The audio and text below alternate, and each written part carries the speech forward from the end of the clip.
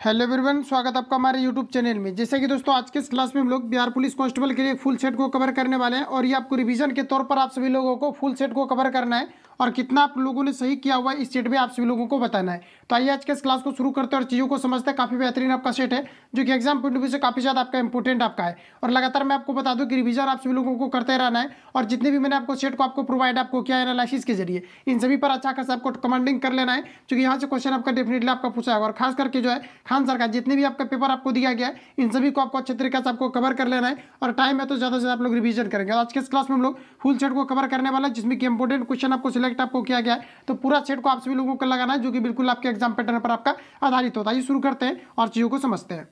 तो आज का पहला क्वेश्चन हमारे यहाँ पर आपको देखिए एक नंबर में पूछा रहा है कि प्रतिनिधित्व नहीं तो कर नहीं का नारा किस घटना का परिमाण है, ये आप सभी लोगों को बताना है। बताएंगे आप लोग, राइट आंसर आपका क्या हो जाएगा। सभी क्वेश्चन में आप सभी लोगों को अटेम्प्ट लेना है फ्रेंड्स, याद रखेंगे। यहाँ पर आपका राइट आंसर जो हो जाएगा ऑप्शन यहाँ पर आपका सी राइट हो जाएगा। ध्यान रखेंगे कि प्रतिनिधित्व नहीं तो कर नहीं का नारा किस घटना का परिमाण है, तो स्टॉम्प एक्ट का। राइट आंसर यहाँ पर आपका सी करेक्ट हो जाएगा। अगला क्वेश्चन देखिए पूछा रहे कि जलियांवाला बाग हत्याकांड कहाँ हुआ था, ये आप सभी लोगों को बताना है। सबसे पहले तो आपको ये जान लेना है कि जलियांवाला जो बाग हत्याकांड आपका हुआ था ये आपका कब हुआ था, तो ध्यान रखेंगे ये आपका 13 अप्रैल 1919 को जलियांवाला बाग हत्याकांड हुआ था। यहाँ से आपको डेट भी आपका पूछा जाता है और ये जो आपका हुआ था अमृतसर में हुआ था। राइट आंसर आपका ये करेक्ट हो जाएगा। आगे बढ़ते हैं। अगला क्वेश्चन हमारा नेक्स्ट यहाँ पर आपको देखिए पूछा रहे, कहा जा रहा है कि भारत एक डैश राष्ट्र है। बताएंगे आप लोग, राइट आंसर आपका क्या हो जाएगा। तो देखिए भारत जो है एक धर्मनिरपेक्ष राज्य है। राइट आंसर यहाँ पर आपका राष्ट्र है। राइट आंसर यहाँ पर आपका एक करेक्ट हो जाएगा। ध्यान रखेंगे इंपोर्टेंट क्वेश्चन है एग्जाम पॉइंट ऑफ व्यू से आपका कि भारत क्या किस प्रकार का राष्ट्र है, तो आपका यहाँ पर हो जाएगा धर्मनिरपेक्ष राष्ट्र है। राइट आंसर आपका एक करेक्ट हो जाएगा। अगला क्वेश्चन देखिए पूछा रहे भारत में दलविहीन जनतंत्र की परिकल्पना किसने प्रस्तावित की थी, ये आप सभी लोगों को बताना है। ध्यान रखेंगे ये आपका यहाँ पर हो जाएगा जयप्रकाश नारायण। ये जो क्वेश्चन आपका है ये आपका रिपीट आपका हो चुका है, तो ध्यान रखेंगे एग्जाम में आपका रिपीट आपका हुआ है क्वेश्चन आपका कि भारत में दलविहीन जनतंत्र की परिकल्पना किसने प्रस्तावित की थी, आपका हो जाएगा जयप्रकाश नारायण। राइट आंसर आपका बी करेक्ट हो जाएगा। अगला क्वेश्चन देखिए नेक्स्ट हमारा पूछा है, कहा जा रहा है कि भारत के किस प्रधानमंत्री ने श्रीलंका में भारतीय शांति सेना भेजी थी, ये आप सभी लोगों को बताना है। साथियों ध्यान रखेंगे यहाँ पर जो आपका राइट आंसर हो जाएगा राजीव गांधी, यहाँ पर आपका करेक्ट आंसर हो जाएगा। अगला क्वेश्चन देखिए पूछा रहे इनमें से राष्ट्रीय राजनीतिक दल कौन सा है, ये आप सभी लोगों को बताना है। सभी ऑप्शन आपके सामने दिए गए हैं, बताएंगे आप लोग राइट आंसर यहाँ पर आपका क्या हो जाएगा। तो देखिए कहा जा रहा है कि निम्न में से कौन राष्ट्रीय राजनीतिक दल कौन सा है, ये आप सभी लोगों को बताना है। देखिए बहुजन समाज पार्टी जो दिया गया ये राजनीतिक आपका दल है। राइट आंसर आपका सी करेक्ट हो जाएगा। अगला क्वेश्चन देखिए नेक्स्ट हमारा पूछा जा रहा है, नेक्स्ट हमारे यहाँ पर आपको देखिए पूछा आ रहा है, कहा जा रहा है कि लोकतंत्र जनता का जनता के लिए एवं जनता के द्वारा है, ये किसने कहा था, ये आपको हमारा पूछा रहा है। और मैं आपको बता दूं कि शुरू में मैंने आपको नहीं बताया, तो यहाँ पर देखिए ये जो आपका सेट आपका है मद निषेध का एग्जाम जो कंडक्ट आपका हुआ था जिसमें कि हुआ आपके 10th पैटर्न पर आधारित आपका 10th पैटर्न पर जो क्वेश्चन आपका पूछा गया था, जिसमें कि रिसेंटली अभी देखा जाए तो बिल्कुल आपके नए पैटर्न को फॉलो किया गया था। तो इसको यहाँ पर हम लोग जो है कवर कर रहे हैं, तो अच्छी तरीके से आप सभी लोगों को कवर करना है। तो देखिए कहा जा रहा है कि लोकतंत्र जनता का जनता के लिए एवं जनता के द्वारा किसने कहा था, ये आप सभी लोगों को बताना है। ये आपका रिपीटेड क्वेश्चन है, तो ये आपका अब्राहम लिंकन यहाँ पर आपका राइट आंसर हो जाएगा, तो ध्यान रखेंगे। अगला क्वेश्चन देखिए पूछा रहे संघवाद का अर्थ है। सभी ऑप्शन आपके सामने दिए गए, बताएंगे आप लोग राइट आंसर यहाँ पर आपका क्या हो जाएगा। तो देखिए डायरेक्टली एक तरह से डिफिनेशन टाइप का आपका बन जाता है कि संघ और राष्ट्र के बीच जो सत्ता का विकेंद्रीकरण होता है इसे हम लोग जो है संघवाद के नाम से जानते हैं। राइट आंसर आपका ये करेक्ट हो जाएगा। अगला क्वेश्चन देखिए पूछा है राष्ट्रीय शिक्षा नीति 1986 का उद्देश्य क्या नहीं है, ये आपको हमारा बताना है। सभी ऑप्शन को आप सभी लोगों को रीड करना है, उसके बाद आप सभी लोगों को आंसर रीड करना है। राइट आंसर आपका क्या हो जाएगा। तो यहाँ पर अगर देखा जाए तो 1986 का शिक्षा का उद्देश्य क्या नहीं था, तो यहाँ पर आपको हो जाएगा कि शिक्षा सिर्फ उसके लिए है जो इसमें रुचि रखते हैं। ये आपका गलत हो जाएगा क्योंकि यहाँ पर जो शिक्षा आपका है ये सभी के लिए कंपलसरी आपका किया गया है, जिसमें कि अगर देखा जाए तो राष्ट्र के विकास के लिए उदार स्तर की शिक्षा एकमात्र मार्ग ये आपका यहाँ पर करेक्ट दिया गया था। और यहाँ पर आपको बी में दिया गया है कि शिक्षा समाजवाद धर्मनिरपेक्षता और लोकतंत्र को मजबूत बनाती है, बिल्कुल आपका करेक्ट दिया गया। लेकिन ऑप्शन यहाँ पर आपको जो सी में कहा जा रहा है ये आपका गलत कहा जा रहा है। राइट आंसर यहाँ पर आपका सी करेक्ट हो जाएगा। इसके अलावा याद रखेंगे आप लोग पिछड़े वर्गों के लिए शिक्षा की सही व्यवस्था होनी चाहिए, ये सभी चीज़ें यहाँ पर आपका करेक्ट आपको दिया गया। तो ऑप्शन सी यहाँ पर आपका राइट हो जाएगा जो कि आपको गलत दिया गया। अगला क्वेश्चन कहा जा रहा है कि लोकतंत्र को सफल बनाने के लिए क्या करना चाहिए, ये आप सभी लोगों को बताना है। बताएंगे आप लोग राइट आंसर आपका यहाँ पर क्या हो जाएगा। तो देखिए लोकतंत्र को सफल बनाने के लिए क्या करना चाहिए, तो देखिए आपको पहला में दिया गया है कि बेरोजगारों को रोजगार, बिल्कुल आपका करेक्ट कहा जा रहा है। ऑप्शन नंबर यहाँ पर आपको दूसरा में दिया गया है कि सिर्फ शिक्षित लोगों को मतदान का अधिकार, ये भी आपका बिल्कुल आपको करेक्ट दिया गया है। ऑप्शन आपको देखिए थर्ड में कहा जा रहा है कहा जा रहा है कि सुदृढ़ पंचायती राज, ये किसी प्रकार का आपका जो है ये लोकतंत्र को सफल बनाने के लिए इसकी आवश्यकता नहीं है। उसके अलावा ऑप्शन यहाँ पर आपको 4 में दिया गया है, कहा जा रहा है कि नागरिकों को ईमानदार और उत्तरदायी होना चाहिए। ये भी चीज़ें यहाँ पर आपका करेक्ट कहा जा रहा है। इस प्रकार से ये आपका राइट हो जाएगा, आपका बी राइट हो जाएगा और आपका 4 आपका राइट हो जाएगा। इस प्रकार से राइट आंसर आपका ये आपका करेक्ट हो जाएगा। ध्यान रखेंगे। अगला क्वेश्चन हमारा नेक्स्ट देखिए पूछा जा रहा है, कहा जा रहा है कि नक्सलवाद का अर्थ होता है, सभी ऑप्शन आपके सामने दिए गए हैं। ध्यान रखेंगे, नक्सलवाद का अर्थ होता है रंगभेद। राइट आंसर आपका ये करेक्ट हो जाएगा। आगे बढ़ जाते हैं अगला क्वेश्चन। अगला यहाँ पर आपको देखिए नेक्स्ट में पूछा कहा जा रहा है कि डॉक्टर भीमराव अंबेडकर निम्नलिखित में से किसके साथ संबंधित नहीं थे, ये आपको हमारा पूछा है। तो ध्यान रखेंगे यहाँ पर आपका राइट आंसर हो जाएगा राज्य पुनर्गठन आयोग से जो है डॉक्टर भीमराव अंबेडकर संबंधित नहीं थे। राइट आंसर यहाँ पर आपका सी करेक्ट हो जाएगा। याद रखेंगे आप सभी लोग। आगे बढ़ जाते हैं, चूंकि जो आपका कहा जा रहा है यहाँ पर आपको कि राज्य पुनर्गठन आयोग से जो संबंधित थे ये आपका हो जाएगा फजल अली, जो कि राष्ट्र पुनर्गठन आयोग से आपका संबंधित था। तो ध्यान रखेंगे आप सभी लोग। यहाँ पर आपका राइट आंसर जो है ऑप्शन सी यहाँ पर आपका करेक्ट हो जाएगा। आगे बढ़ जाता है अगला क्वेश्चन हमारा नेक्स्ट यहाँ पर आपको देखिए पूछा रहा है, कहा जा रहा है कि महिलाओं के मताधिकार से संबंधित मताधिकार आंदोलन किस देश में चलाया गया है, ये आपको हमारा पूछा रहा है। यहाँ पर आपका राइट आंसर हो जाएगा ग्रेट ब्रिटेन। ऑप्शन यहाँ पर आपका एक करेक्ट हो जाएगा। अगला क्वेश्चन देखिए पूछा रहा है कि राज्यसभा के सदस्य का कार्यकाल होता है, बताएंगे आप सभी लोग। यहाँ पर आपका राइट आंसर क्या हो जाएगा। तो साथियों ध्यान रखेंगे कि राज्यसभा के सदस्यों का जो कार्यकाल होता है यह आपका 6 वर्ष का होता है, जबकि राज्यसभा का कार्यकाल आपका 5 वर्ष का होता है और आपके लोकसभा का कार्यकाल आपका 5 वर्ष का होता है। तो याद रखेंगे यहाँ पर आपका जो राइट आंसर हो जाएगा ऑप्शन यहाँ पर आपका सी करेक्ट हो जाएगा। अगला क्वेश्चन देखिए पूछा रहा है, कहा जा रहा है कि पंचायत समिति के सदस्य अक्सर डैश वर्ष के लिए चुने जाते हैं। बिल्कुल आप सभी लोगों को अटेम्प्ट लेना है और देखना आपका कितना आपका राइट आपका हो रहा है। और जिस भी क्वेश्चन को ऑलरेडी आपको आंसर पता है आप सभी लोगों को कमेंट बॉक्स में देना है। तो यहाँ पर आपका देखिए पंचायत समिति के सदस्य अक्सर डैश वर्ष के लिए चुने जाते हैं। तो यहाँ पर आपका राइट आंसर हो जाएगा 5 वर्ष के लिए चुने जाते हैं। ऑप्शन यहाँ पर आपका बी राइट हो जाएगा। अगला क्वेश्चन देखिए पूछा रहा है, कहा जा रहा है कि फ्रांस में आतंक का राज्य किसके शासनकाल को कहते हैं, ये आपको हमारा पूछा जा रहा है। तो यहाँ पर आपका जो राइट आंसर आपका हो जाएगा ये आपका हो जाएगा रॉब्सपियर। रॉब्सपियर आपका हो जाएगा। ऑप्शन यहाँ पर आपका सी करेक्ट हो जाएगा, जिसके शासनकाल को फ्रांस में जो है फ्रांस में आतंक के नाम से जाना जाता है। राइट आंसर आपका यहाँ पर सी करेक्ट हो जाएगा। आगे बढ़ जाते हैं अगला क्वेश्चन देखिए नेक्स्ट पूछा रहे कि गांधी इरविन समझौते पर हस्ताक्षर होने वाला वर्ष कौन सा है। ये क्वेश्चन आपका कम से कम आपका 2 बार आपका 3 बार आपका क्वेश्चन आपका जो है ये आपका बिहार पुलिस कांस्टेबल के अंतर्गत आपका पूछा गया है। याद रखेंगे आप सभी लोग। यहाँ पर आपको देखिए कहा जा रहा है कि गांधी इरविन समझौते पर हस्ताक्षर होने वाला वर्ष कौन सा, ये आपको हमारा पूछा रहा है। तो साथियों ध्यान रखेंगे यहाँ पर आपका जो राइट आंसर हो जाएगा 1931 आपका हो जाएगा। राइट आंसर आपका बी करेक्ट हो जाएगा। अगला क्वेश्चन देखिए पूछा जा रहा है कि इनमें से कौन सा देश द्वितीय विश्व युद्ध के दौरान धुरी राष्ट्रकूट का सदस्य नहीं था, ये आप सभी लोगों को बताना है। सभी ऑप्शन आपके सामने दिए गए हैं, अटेम्प्ट लेंगे आप लोग। राइट आंसर यहाँ पर आपका हो जाएगा चाइना। ऑप्शन यहाँ पर आपका सी करेक्ट हो जाएगा। आगे बढ़ जाते हैं अगला क्वेश्चन देखिए नेक्स्ट हमारा पूछा है, इनमें से संयुक्त कौन राष्ट्र संघ का अंग नहीं है। तो देखिए संयुक्त राष्ट्र संघ का कौन सा अंग नहीं है, ये आपका नंबर राइट आंसर हो जाएगा विश्व स्वास्थ्य संगठन। ये ऑल ओवर वर्ल्ड पर कार्य करती है, जिसे हम लोग WHO के नाम से जानते हैं, यानी वर्ल्ड हेल्थ ऑर्गेनाइजेशन के नाम से जानते हैं। तो ध्यान रखेंगे आप सभी लोग। राइट आंसर यहाँ पर आपका डी करेक्ट हो जाएगा। अगला क्वेश्चन देखिए नेक्स्ट हमारा पूछा जा रहा है, कहा जा रहा है कि संयुक्त राष्ट्र का चार्टर कहाँ तैयार हुआ, तो ये आप सभी लोगों को बताना है। सभी क्वेश्चन आपको फटाफट आप सभी लोगों को अटेम्प्ट लेते चलना है, क्योंकि रिवीजन के तौर पर आज हम लोग कवर कर रहे हैं। तो यहाँ पर आपका जो राइट आंसर आपका हो जाएगा आपका हो जाएगा सैन फ्रांसिस्को। याद रखेंगे कि संयुक्त राष्ट्र का चार्टर कहाँ तैयार हुआ था, आपको हो जाएगा सैन फ्रांसिस्को। ऑप्शन यहाँ पर आपका एक करेक्ट हो जाएगा। ध्यान रखेंगे अगला क्वेश्चन देखिए पूछा रहा है कि गांधी दक्षिण अफ्रीका से भारत कब लौटे थे, ये आपको हमारा पूछा रहा है। और देखिए यहाँ से क्वेश्चन आपका पूछा जाता है कि गांधी जी जब दक्षिण अफ्रीका से भारत लौटे थे तो सर्वप्रथम किस प्रकार के सत्याग्रह को सर्वप्रथम किया गया था। तो ध्यान रखेंगे चंपारण सत्याग्रह किया था, जो कि 1917 में आपका किया गया था। डेट आप लोगों को ध्यान रखना है, यहाँ से डायरेक्टली क्वेश्चन आपका पूछा गया है। तो यहाँ पर आपका बताना है राइट आंसर आपका क्या हो जाएगा। तो कब लौटे थे, आपको 1915 में। राइट आंसर आपका सी करेक्ट हो जाएगा। अगला क्वेश्चन देखिए नेक्स्ट हमारा पूछा है, इनमें से कौन सी घटना द्वितीय विश्व युद्ध का परिमाण नहीं है, ये आप सभी लोगों को बताना है। तो देखिए यहाँ पर आपका राइट आंसर हो जाएगा राष्ट्र का संगठन। राइट आंसर आपका सी करेक्ट हो जाएगा।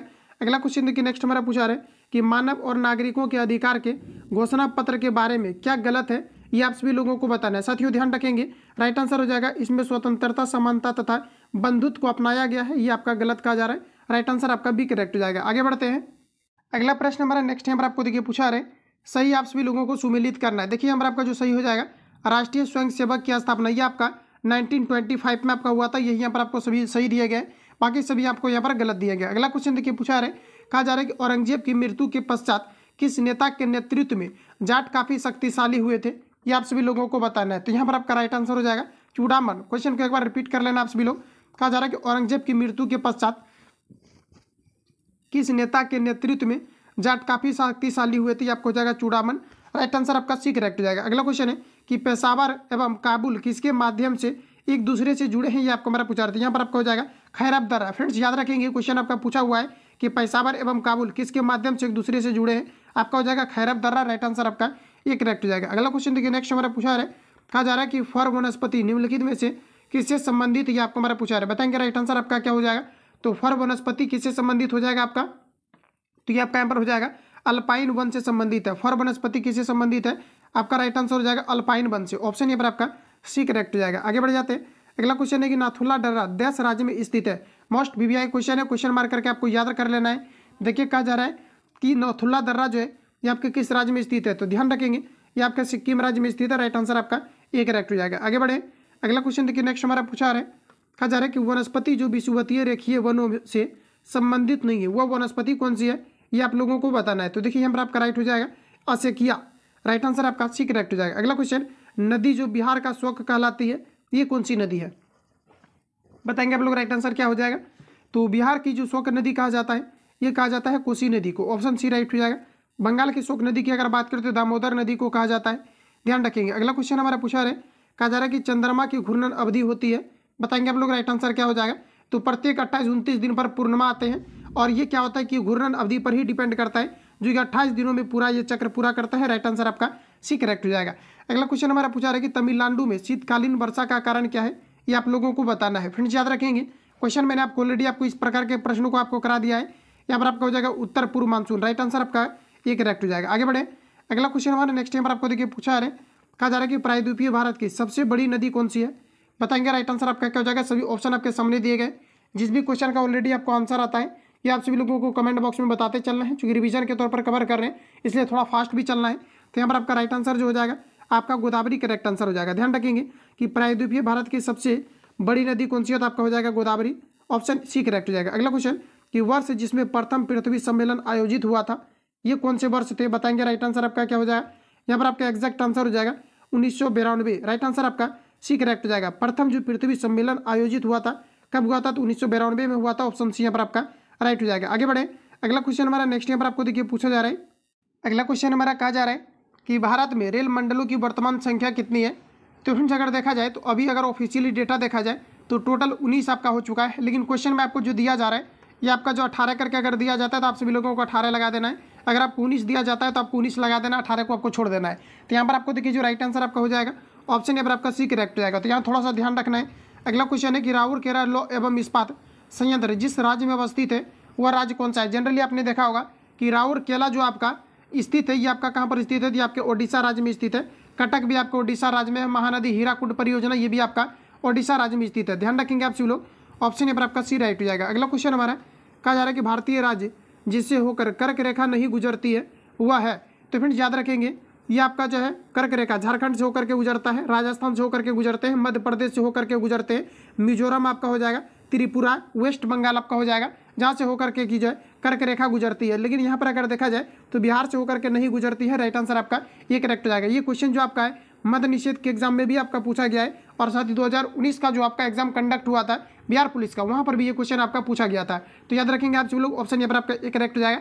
इसलिए मैंने आपको बताया था कि बिहार पुलिस में क्या होता है कि कुछ ऐसा खास टॉपिक होता है या कुछ ऐसे क्वेश्चन है जो कि लगातार आपका रिपीट आपका करते रहता है। तो याद रखेंगे आप सभी लोग, राइट आंसर आपका यहाँ पर ये करेक्ट हो जाएगा। अगला क्वेश्चन है कि कारक जो जलवायु को प्रभावित नहीं करता है वह कौन सा कारक है, ये आप सभी लोगों को बताना है। तो जलवायु को जो प्रभावित नहीं करने वाला कारक हो जाएगा ये आपको देखिए यहाँ पर आपको अक्षांश आपको दिया गया, समुद्री से दूरी दिया गया, पृथ्वी की परिभ्रमण गति दिया गया है। तो यहाँ पर अगर देखा जाए तो आपका जो राइट आंसर हो जाएगा ये पृथ्वी की परिभ्रमण आपका गति हो जाएगा, जो कि आपका किसी प्रकार का ये जो है वायुमंडल को ये प्रभावित करने का काम नहीं करती है। तो यहाँ पर आपका राइट आंसर हो जाएगा ऑप्शन सी और डी आपका दोनों हो जाएगा। लेकिन इस प्रकार से क्वेश्चन आपको सेट किया गया है ताकि यहाँ पर देख पाएंगे क्वेश्चन को आपको रिपीट कर दिया गया, थोड़ा सा एरर आपका है, लेकिन ये आपका यहाँ पर राइट आंसर हो जाएगा। तो ध्यान रखेंगे। अगला प्रश्न हमारा है जनगणना 2001 के अनुसार, तो इसको यहाँ पर हम लोग स्किप कर लेते हैं, आगे बढ़ जाते हैं, क्योंकि क्वेश्चन जो आपको याद रखना है ये आपके 2011 के जनगणना के अकॉर्डिंग आपको रखना है। जैसे कि मैंने आपको रिवील आपको कर दिया है, ये आपका प्रीवियस पेपर है जो कि क्वेश्चन आपका काफी ज्यादा यहाँ से आपका रिपीट आपका होगा, तो याद रखेंगे और बिल्कुल आपका यही पैटर्न आपका फॉलो आपको होने वाला है। तो ज्यादा से ज्यादा प्रीवियस ईयर अगर सिंपली आप अगर पूरा अगर कवर कर लिए होंगे जितना कि मैंने ऑलरेडी आपको कराया था पहले, अगर उतना आप कवर कर लिए होंगे डेफिनेटली आपका काफी ज्यादा क्वेश्चन आपका बनता होगा। और डेफिनेटली काफी ज्यादा मैंने प्रैक्टिस सेट भी आपको खान सर के ही बुक से आपको जो है प्रोवाइड आपको कर दिया सिलेक्टिव क्वेश्चन का। तो ज्यादा से ज्यादा आप लोग रिविजन करने का काम करें। आगे बढ़ जाते हैं। अगला क्वेश्चन हमारा नेक्स्ट नंबर आपको देखिए पूछा रहे, कहा जा रहा है कि यह घर मेरा है और वह तुम्हारा रेखांकित शब्द क्या है, ये आप सभी लोगों को बताना है। तो यहाँ पर आपको यह जो हो जाएगा ये आपका संज्ञा का उदाहरण हो जाएगा, ऑप्शन ए राइट हो जाएगा। अगला क्वेश्चन है, कहा जा रहा है कि शांति से बैठकर अपना कार्य कीजिए, में रेखांकित शब्द किस क्रिया विशेषण का प्रकार है, ये आप सभी लोगों को बताना है। फ्रेंड्स बताएंगे आप लोग राइट आंसर आपका क्या हो जाएगा। तो देखिए यहाँ पर आपका राइट आंसर हो जाएगा रीतिवाचक, ऑप्शन सी करेक्ट हो जाएगा। अगला क्वेश्चन है कि निम्नलिखित वाक्य में रेखांकित क्रिया विशेषण शब्दों के भेदों का सही विकल्प चुनकर आप सभी लोगों को लिखना है। बताएंगे आप लोग राइट आंसर आपका यहाँ पर क्या हो जाएगा। तो देखिए ये कहने का मतलब है, कहा जा रहा है कि निम्नलिखित वाक्य में रेखांकित क्रिया विशेषण शब्दों के भेदों को सही विकल्प चुनकर यहाँ पर आप सभी लोगों को लिखना है। बताएंगे आप लोग राइट आंसर यहाँ पर आपका क्या हो जाएगा। तो यहाँ पर देखिए जो हो जाएगा आपका ये आपका हो जाएगा परिमाणवाचक क्रिया विशेषण, ऑप्शन यहाँ पर आपका सी करेक्ट हो जाएगा। लेकिन यहाँ पर आपको देखिए डाउट क्रिएट ये हो रहा है, जैसा कि यहाँ पर आप लोग देख पाएंगे रेखांकित क्रिया विशेषण शब्दों के यहाँ पर आपको इस प्रकार से कुछ भी आपको दिया ही नहीं गया है। लेकिन यहाँ पर आपका जो राइट आंसर आपका होगा इसके क्वेश्चन जो आपको दिया गया है आपको एरर आपको दिया गया, ठीक है। तो यहाँ पर आप डायरेक्टली आप छट नहीं पाएंगे क्योंकि यहाँ पर जिस प्रकार से आपको दिया गया है। तो यहाँ पर अगर देखा जाए तो आप ऐसा करो कि कहा जा रहा है कि निम्नलिखित वाक्य में, निम्नलिखित वाक्य यहाँ पर आपको कुछ भी आपको नहीं दिया गया। कहा जा रहा है कि निम्नलिखित वाक्य में निम्नांकित क्रिया विशेषण शब्दों के भेदों का सही विकल्प यहाँ पर आपको छांट करके लिखना है। रीतिवाचक क्रिया विशेषण, स्वभाववाचक क्रिया विशेषण, परिमाणवाचक क्रिया विशेषण। तो ये आपका क्रिया विशेषण के अंतर्गत आपका आता है परिमाण वाला, तो इसलिए मैंने यहाँ पर लगा दिया हुआ है। राइट आंसर आपका सी करेक्ट हो जाएगा। लेकिन क्वेश्चन में आपका एरर आपका है क्योंकि क्लियर आपका नहीं हो पाया। अगला क्वेश्चन देखिए पूछा रहे, कहा जा रहा है कि सही उत्तर यहाँ पर आपको छाटना है। कहा जा रहा है कि यहाँ पर आपको कहा जा रहा है कि सियानागार कहा जा रहा है कि कातर हिमालय संरचना के आधार पर क्रमशः इसका परिचय है। बताएंगे आप लोग राइट आंसर आपका क्या हो जाएगा। तो यहाँ पर आपका हो जाएगा योगरूढ़ और रूढ़ और आपका योगरूढ़ हो जाएगा। ये अगर देखा जाए तो आपके हिंदी से रिलेटेड क्वेश्चन आपका पूछा गया है और हिंदी में हूबहू क्वेश्चन है आपका, पूरा आपको टॉपिक ही आपको मिल जाएगा। तो याद रखेंगे ये सियानागार कातर हिमालय संरचना के आधार पर क्रमशः इसका परिचय क्या है। तो योगरूढ़ रूढ़ और आपका योगरूढ़ आपका हो जाएगा। राइट आंसर आपका डी करेक्ट हो जाएगा। यौगिक योगरूढ़ और आपका योगरूढ़ हो जाएगा। राइट आंसर आपका रूढ़ और योगरूढ़ हो जाएगा। राइट आंसर आपका डी करेक्ट हो जाएगा। अगला क्वेश्चन पूछा रहे, कहा जा रहा है कि बहुब्रीहि समास में है, सभी ऑप्शन आपके सामने दिए गए हैं। बताएंगे आप लोग राइट आंसर क्या हो जाएगा। तो आपका हो जाएगा तृतीय पद आपका प्रधान होता है। राइट आंसर आपका सी करेक्ट हो जाएगा। अगला कुछ लोगों को यहाँ पर आपको कहा जा रहा है कि पाठ प्लस शाला में आपको बताना है राइट आंसर आपका क्या हो जाएगा। तो यहाँ पर आपका देखा जाए तो यहाँ पर आपका ना तो आपका संधि होगा ना तो आपका द्वित आपका होगा। यहाँ पर आपका देखिए समास, जैसे कि मान लिया जाए कि जैसे कि होता क्या है कि राजा का पुत्र, जैसे कि मान लिया जाए कि राजा का पुत्र, इसमें आपका राजा का पुत्र आपका हो गया। तो इसमें देखिए समास में क्या होता है कि जब भी कभी कोई दो वर्ड रहता है तो अपने बीच की विभक्ति को ये त्याग करके आपस में जुड़ जाता है। तो ये आपका क्या हो जाएगा राजपुत्र, क्या हो जाएगा तो आपका राजपुत्र आपका हो जाएगा। तो इस प्रकार से अगर होता है तो आपका समास हो जाता है। लेकिन ऐसा कुछ भी नहीं है। यहाँ पर आपको दिया गया पाठ प्लस आपको शाला दिया गया है, पाठशाला दिया गया। तो यहाँ पर आपको हो जाएगा संयोग। राइट आंसर आपका डी करेक्ट हो जाएगा, ध्यान रखेंगे। अगला क्वेश्चन हमारा नेक्स्ट यहाँ पर आपको देखिए पूछा रहा है, कहा जा रहा है कि शुद्ध वाक्य छांटे, सभी ऑप्शन आपके सामने दिए गए हैं, कौन सा आपको यहाँ पर करेक्ट दिया गया है अपने तर्क के अकॉर्डिंग आप लोग बताएंगे। देखिए फर्स्ट में दिया गया है कि मेरे दोस्त के पिताजी तंबाकू के पुराने व्यापारी हैं, ये आपका पर राइट दिया गया, ऑप्शन यहाँ पर आपका करेक्ट हो जाएगा। अगला क्वेश्चन देखिए नेक्स्ट हमारा पूछा रहा है, कहा जा रहा है कि निम्नलिखित में से कौन शरीर में विटामिन डी बनाता है। बताएंगे आप लोग राइट आंसर आपका क्या हो जाएगा। देखिए यहाँ से क्वेश्चन आपका पूछा जाता है किस विटामिन को डी का किस विटामिन को हार्मोन कहा जाता है। तो याद रखेंगे विटामिन डी को आपको हार्मोन के नाम से जाना जाता है, जो कि सूर्य प्रकाश की उपस्थिति तथा मछली के कॉड लिवर तेल में आपके पाए जाते हैं। अब आपको बताना है कि निम्नलिखित में से कौन से शरीर में विटामिन डी बनाता है, ये आप सभी लोगों को बताना है। साथियों ध्यान रखेंगे ये आपका त्वचा बनाता है, ऑप्शन यहाँ पर आपका सी करेक्ट हो जाएगा, जो कि सूर्य प्रकाश की उपस्थिति में बनाता है। अगला क्वेश्चन है हमारा, ये आपका करंट से क्वेश्चन आपका पूछा गया, जिसको स्किप कर लेते हैं। अगला क्वेश्चन देखिए पूछा रहे कंगारू कहाँ का पशु है, ये आप सभी लोगों को बताना है। साथियों ध्यान रखेंगे कंगारू जो आपका पशु है ये आपका हो जाएगा ऑस्ट्रेलिया का। राइट आंसर आपका डी करेक्ट हो जाएगा। अगला क्वेश्चन संयुक्त राष्ट्र दिवस मनाया जाता है। बताएंगे राइट आंसर आपका क्या हो जाएगा। तो संयुक्त राष्ट्र दिवस प्रत्येक वर्ष आपका जो है 24 अक्टूबर को मनाया जाता है। राइट आंसर आपका यहाँ पर ये करेक्ट हो जाएगा। आगे बढ़ जाते हैं। अगला क्वेश्चन देखिए नेक्स्ट हमारे यहाँ पर आपको पूछा जा रहा है, कहा जा रहा है आपको कि यूनेस्को का मुख्यालय स्थित है। बताएंगे आप लोग राइट आंसर आपका क्या हो जाएगा, कहाँ पर स्थित है। तो देखिए सबसे पहले तो यहाँ पर आपको याद रखना है जो आपको यूनेस्को आपको दिया गया, इसका जो फुल फॉर्म होता है ये आपका होता है United Nation Educational Scientific Cultural Organisation. याद रखेंगे यहाँ से आपका फुल फॉर्म भी आपको पूछा जाता है। अब आप सभी लोगों को बताना कि यूनेस्को का जो मुख्यालय है ये आपके कहाँ पर स्थित है। तो यहाँ पर आपका हो जाएगा पेरिस में, फ्रांस की कैपिटल पेरिस में स्थित है। राइट आंसर यहाँ पर आपका सी करेक्ट हो जाएगा। साथ ही याद रखेंगे पूछा जाता है कि जो आपका एफिल टावर स्थित है ये कहाँ पर आपका है, तो याद रखेंगे ये भी आपका फ्रांस की कैपिटल आपका पेरिस में स्थित है। इतने फैक्ट को याद रखेंगे। अगला क्वेश्चन हमारा देखिए पूछा रहा है कि संतोष ट्रॉफी किससे संबंधित है, ये आपको हमारा पूछा रहा है। ध्यान रखेंगे संतोष ट्रॉफी ये आपका फुटबॉल से संबंधित हो जाएगा। राइट आंसर यहाँ पर आपका एक करेक्ट हो जाएगा। अगला क्वेश्चन देखिए पूछा रहा है कि जय जवान जय किसान का नारा किसने दिया था, ये आप सभी लोगों को बताना है। इंपॉर्टेंट क्वेश्चन है, बताएंगे आप लोग। राइट आंसर आपका क्या होगा, तो देखिए जय जवान जय किसान का जो नारा दिया गया था ये लाल बहादुर शास्त्री के द्वारा दिया गया था। ऑप्शन यहाँ पर आपका सी करेक्ट हो जाएगा। आगे बढ़ जाते हैं। अगला क्वेश्चन हमारा नेक्स्ट यहाँ पर आपको देखिए पूछा रहा है, कहा जा रहा है कि fill in the blanks by choosing the right options. तो यहाँ पर आपको देखिए बताना है, कहा जा रहा है कि नाइदर न्यू ईयर, कहा जा रहा है कि एब, नॉर कहा जा रहा है कि वैलेंटाइंस डे डैश है, कहा जा रहा है कि नेशनल हॉलीडे इन इंडिया। बताएंगे आप लोग। राइट आंसर यहाँ पर आपका क्या हो जाएगा, प्रीपोजिशन के रूप में आप सभी लोगों को यूज करना है। फ्रेंड्स ध्यान रखेंगे यहाँ पर आपका जो राइट आंसर हो जाएगा ये आपका यहाँ पर हो जाएगा इज। अगला क्वेश्चन देखिए यहाँ पर आपका जो यूज आपका हो जाएगा, कहा जा रहा है कि फिल इन द ब्लैंक्स, वही क्वेश्चन आपका पूछा जा रहा है। और यहाँ पर आप सभी लोगों को क्या यूज करना है, सबसे पहले क्वेश्चन को अच्छे तरीके से आप लोग रीड कर लेना है और बताना है आप सभी लोगों को राइट आंसर आपका क्या हो जाएगा। तो यहाँ पर देखिए जो आपका एक्जैक्ट आंसर हो जाएगा ये आपका यहाँ पर हो जाएगा आर। ऑप्शन यहाँ पर आपका डी करेक्ट हो जाएगा। अगला क्वेश्चन देखिए नेक्स्ट हमारा पूछा रहा है, कहा जा रहा है कि choose the correct option to complete the following sentence. कहा जा रहा है I bought all these books dash only RS 700। बताएंगे आप सभी लोग यहाँ पर आप जो है कौन सी प्रीपोजिशन का आप सभी लोगों को यूज करना है। तो यहाँ पर आपका राइट आंसर हो जाएगा 4। ऑप्शन यहाँ पर आपका डी करेक्ट हो जाएगा। अगला क्वेश्चन देखिए नेक्स्ट हमारा पूछा रहा है, कहा जा रहा है identify the word which is always used as singular. तो बताएंगे कि कौन सा आपका वर्ड दिया गया है जो कि हमेशा सिंगुलर के रूप में आपका यूज होता है। तो यहाँ पर आपका हो जाएगा राइट आंसर ऑप्शन सी। अगला क्वेश्चन कहा जा रहा है कि द यंग ऑफ ए, कहा जा रहा है कि goal is kid and that of a hen is. तो बताएंगे आप लोग। राइट आंसर यहाँ पर आपका क्या हो जाएगा, तो यहाँ पर आपका राइट आंसर हो जाएगा ऑप्शन बी करेक्ट हो जाएगा। आगे बढ़ जाते हैं। अगला क्वेश्चन देखिए नेक्स्ट हमारा पूछा रहा है, अंडरलाइन वर्ड यहाँ पर आपको दिया गया जिसमें कि यहाँ पर आप देख पाएंगे कि यहाँ पर आपको कहा जा रहा है कि कहा जा रहा है कि टीचरस। बताएंगे आप लोग इसके लिए ट्रेचरस आपको दिया गया। इसके लिए बताना कि राइट आंसर आपका यहाँ पर क्या हो जाएगा, आप कौन सी चीज़ों को इसके लिए आप यूज़ करेंगे। तो यहाँ पर आपका राइट आंसर हो जाएगा ऑप्शन डी। आगे बढ़ जाते हैं। अगला क्वेश्चन देखिए नेक्स्ट हमारा पूछा रहा है, कहा जा रहा है कि which one of the following pair, कहा जा रहा है इनकरेक्ट। तो जहाँ पर आपको गलत लग रहा है ये आप सभी लोगों को बताना है। तो यहाँ पर आपका राइट आंसर हो जाएगा ऑप्शन डी करेक्ट हो जाएगा। आगे बढ़े। अगला क्वेश्चन हमारा नेक्स्ट यहाँ पर देखिए पूछा रहा है, कहा जा रहा है कि भारत में खरीफ फसल का मौसम होता है। बताएंगे आप लोग। राइट आंसर क्या हो जाएगा, भारत में खरीफ फसल कब बोया जाता है। तो अभी के सीजन में जो भी चीज़ें आपका बोया जाएगा ये सभी आपका खरीफ फसल के अंतर्गत आ जाएगा। तो यहाँ पर आपका हो जाएगा जुलाई से अक्टूबर। राइट आंसर आपका सी करेक्ट हो जाएगा। आगे बढ़ जाते हैं। अगला क्वेश्चन हमारा नेक्स्ट यहाँ पर आपको देखिए पूछा रहा है, कहा जा रहा है कि जैव मंडल में रासायनिक पोषकों का चक्रण होता है। ये बताएंगे आप लोग। राइट आंसर क्या हो जाएगा, तो ये आपका यहाँ पर हो जाएगा जल द्वारा, वायु द्वारा, भूमि द्वारा। राइट आंसर यहाँ पर आपका डी करेक्ट हो जाएगा। अगला क्वेश्चन हमारा कि प्रोटीन का संश्लेषण होता है। प्रोटीन का संश्लेषण कहाँ पर होता है ये आपको पूछा जा रहा है। तो याद रखेंगे ये आपका राइबोसोम में होता है। रिपीटेड क्वेश्चन है, याद रखेंगे। ये बिहार दरोगा के एग्जाम में भी क्वेश्चन आपका ये आपका पूछा गया था, याद रखेंगे। राइट आंसर यहाँ पर आपका एक करेक्ट हो जाएगा। अगला क्वेश्चन हमारा नेक्स्ट यहाँ पर आपको देखिए पूछा है, कहा जा रहा है यहाँ पर आपको कि खाद्य श्रृंखला में उत्पाद प्रकाश सौर ऊर्जा को बदलते हैं। बताएंगे आप लोग। राइट आंसर यहाँ पर आपका क्या हो जाएगा। तो साथियों ध्यान रखेंगे इसमें आपका क्या होता है कि खाद्य श्रृंखला में उत्पादक प्रकाश ऊर्जा को किस में बदलते हैं, तो रासायनिक ऊर्जा के रूप में बदलते हैं। और जनरली अगर देखा जाए तो प्रकाश संश्लेषण की जो क्रिया होता है इसमें सूर्य प्रकाश को रासायनिक ऊर्जा के रूप में परिवर्तित करती है। ऑप्शन यहाँ पर आपका डी राइट हो जाएगा। अगला क्वेश्चन है कि 2,4-D क्या है, ये आप सभी लोगों को बताना है। सभी ऑप्शन आपके सामने है, बताएंगे आप लोग। राइट आंसर क्या हो जाएगा, तो 2,4-D जो आपका है ये एक प्रकार का आपका खरपतवार नाशक है।